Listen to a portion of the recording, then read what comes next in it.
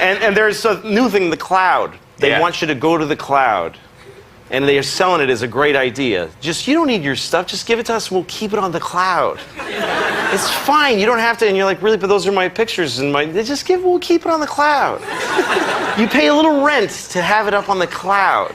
And the way they're gonna talk you into this is that you get to have a smaller device, because you don't need to keep the stuff on it. You understand? Right. That's why, okay, like this, somebody gave me this iPhone. This is what an iPhone is right now, okay? Mm-hmm. Now, it's gonna, when they tell you you want to keep it on the cloud, they're gonna say, this is the iPhone now. The next iPhone is just gonna be this.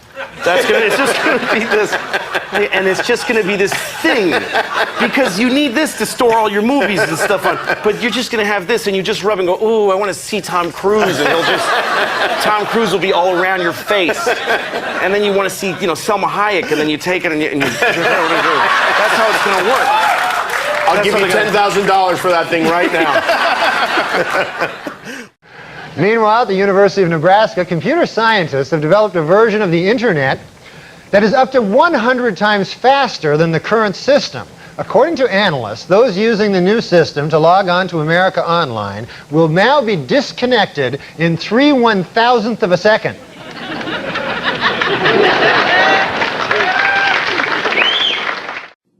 Hey, what's going on? It's Bill Burr, and it's the Monday Morning Podcast, sorry, for the fucking March 2nd. I gotta tell you something. Oh, I'm coming out of the gate this week, people. I just did like 8 minutes. A great fucking 8 minutes, a great fucking riff, the whole goddamn thing. And then I look down and the fucking goddamn stupid-ass fucking thing isn't even on. You know why? This is the exact same fucking device. I had the Olympus LS10, now it's the Olympus 14. And wouldn't you fucking know, they couldn't just leave well enough alone. They got to add like 20 fucking steps and some stupid broad's fucking voice in there telling me what I know I'm doing. So I fucking riff for like 8 fucking minutes and I find out the thing isn't even fucking recording. I hate technology. Okay? I don't understand, why do we keep going forward? All right? We got enough shit. This is as comfortable as it's gonna fucking get. Why can't we just have the shit, and this is how it fucking works, and when you figure something out, you know how it fucking works. Jesus fucking Christ. I told you guys, and I fucking will never stop bitching about these things. I fucking was talking on my podcast, saying how, I needed a new pair of fucking headphones one week, right? So some fucking person who listens to the podcast ended up sending me a pair of fucking wireless fucking headphones. Wireless fucking headphones. And I gotta tell you, I've never had more fucking problems with something in my life. You fucking sitting there, my whole life, headphones fucking work. You plug them into something that's charged. The headphones never, the amount of fucking times I sat there with my phone listening to fucking music. My phone is charged, and then the headphones went out, and I couldn't listen. It's just fucking, why did you add that step?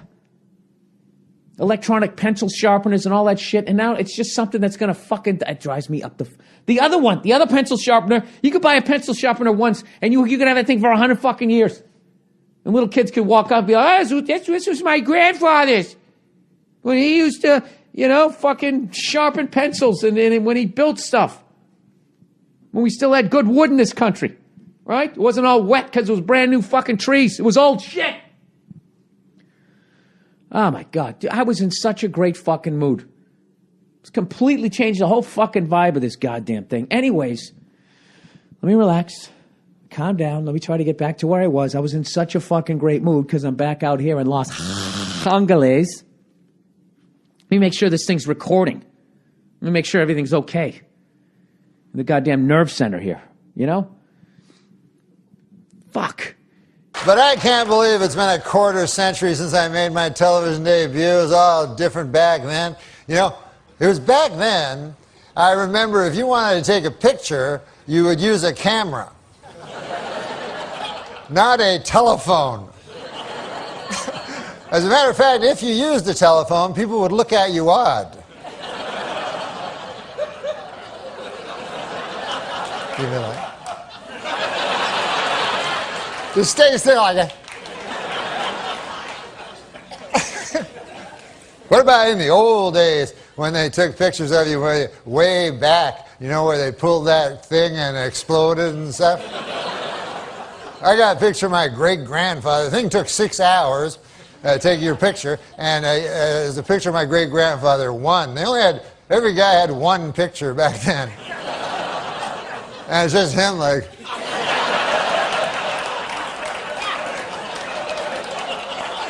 I gotta get back, feed them hogs. Who's gonna feed the hogs?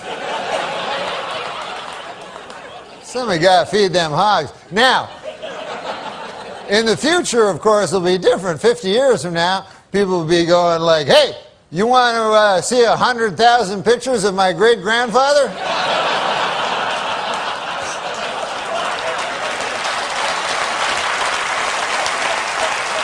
I got him right here, plus everything he did every day of his life. Why do we get excited when the cell phone rings? Every other phone in your life, it rings, pain in the ass, right? Who was that? What do they want? Did you tell them I'm here? But when you're out with people and somebody's cell phone goes off, everybody gets all fizzy about it. Is that my phone? Is that your phone? Hey, that's Funky Town. That's my ring. I gotta make a move to a town that's right for me.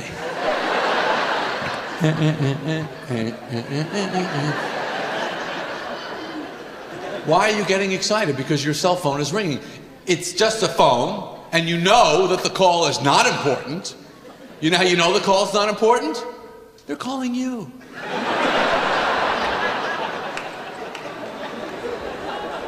What two things do you say after every phone call of your life? Who was that? Nobody. What they want? Nothing.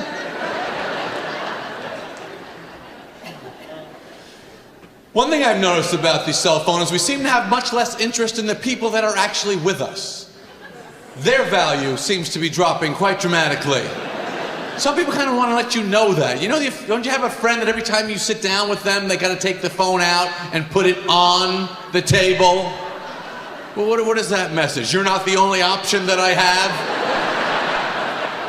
I got text message, internet, email. If you want my full attention, go out on the street and call me on this phone. That's where it's happening for me.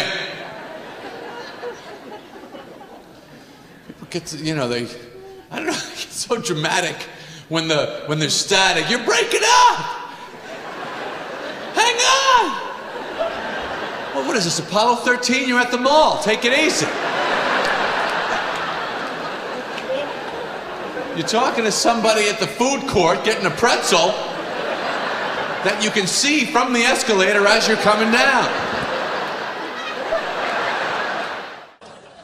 I'm very surprised and impressed about this, that you've built kind of like a Twitter following. Yes, I'm an internet sensation. Whoa! Now, I didn't take you for a guy that would know about that kind of stuff. I know all about that stuff, Really? man. When did you start Twitter? 2 weeks ago. Really? But this is what I did it for the Oscars. The guy told me how to do it, and I was watching the Oscars, and you know how horrible those were. And so it was pretty easy to do just jokes constantly on how horrible everyone was, you know? And you know, and some of the things were nice, like it was nice to see Kirk Douglas, of course, you know, and he had that terrible stroke, which didn't affect his comic timing at all. So I Twittered, and I ended up twittering 190 tweets. Whoa! And it turns out it's way too much. Really? So people started telling me to stop. Anyways, get this, just earlier this happened, right before we came on the show, I walked out here. I'm in some kind of Twitter feud with Steve Martin. I know that Steve also actively Twitters. Yeah, so this is what happened. Dig this. You know how to tweet? No. You don't know how to tweet? No. Where you been? He writes a tweet. I misunderstand it. I reply. Let's hear what he says. What he said? Yeah. Okay. Well, this is what he said. I'm not really that great at it, but he said, has anybody seen my hat? Now, I'm looked everywhere for it. I can't find my hat. Right. So I say, was it a brown fedora with a red hat band?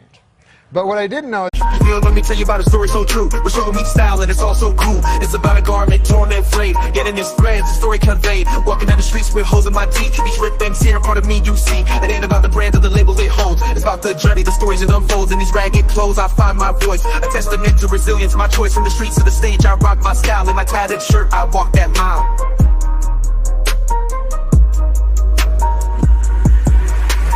Ripped and torn, but still I stand in my ragged attire. I command, it's not just fabric, it's a statement I preach. In my threadbare garment, I find my reach.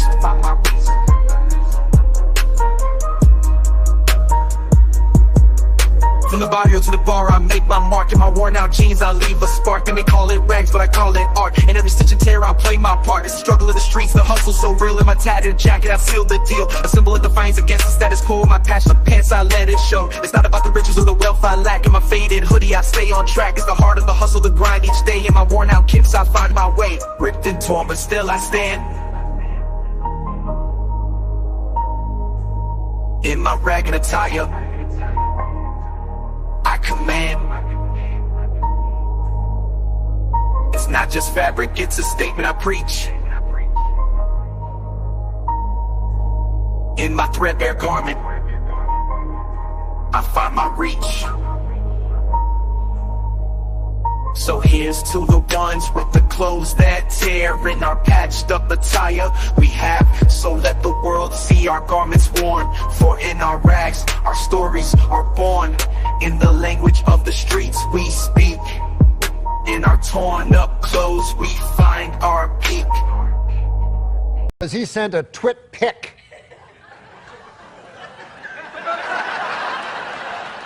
Stop right there. Let me just say, if this is an example of Twitter communication, it's invaluable.